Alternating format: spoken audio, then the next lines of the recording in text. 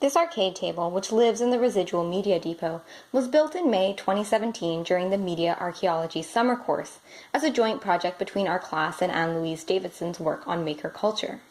The arcade table runs off a Raspberry Pi, which usually hides inside the cardboard-filled table. This particular table was modeled after the Game Boy Advance, with the A, B, Start, and Select buttons on the right-hand side and the directions on the left. Left and right trigger buttons are on the sides of the table to model the feel of having them on the shoulders of the console. The system turns on as soon as it is plugged in. It takes a little while to warm up and run through all the code, but once Retropie has loaded, you have the option of configuring settings or loading up one of the various emulators. Each emulator has its own directory for ROMs, and here we'll grab Super Mario Advance 2 once again.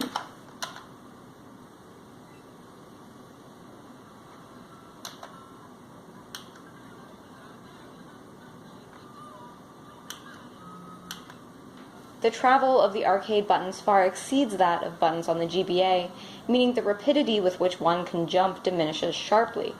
Inputting direction commands requires nearly the entire hand, not just a thumb, and the buttons are far enough apart that prolonged gameplay is unsustainable.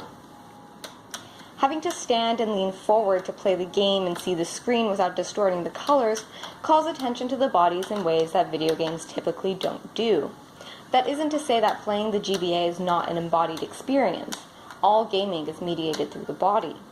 But we're forced to reckon with the materiality and physicality much more when the experience requires us to use our bodies in unfamiliar and even uncomfortable ways.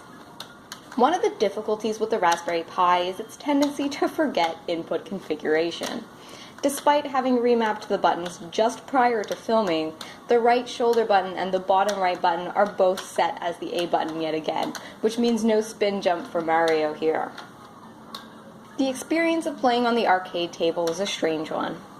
Not only is the game itself magnified through the larger screen, but the gestures required of the player are as well. Since I'm a mere 5 feet tall, the table mounted on a standard height desk is at the perfect height for me to play comfortably.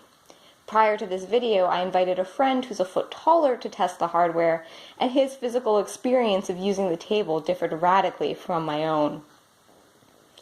Overall, the arcade table brings affordances in terms of accessibility, but also constraints in the ways it requires players familiar with handheld gaming to relearn the embodied experience of playing Super Mario Advance 2 in an arcade style.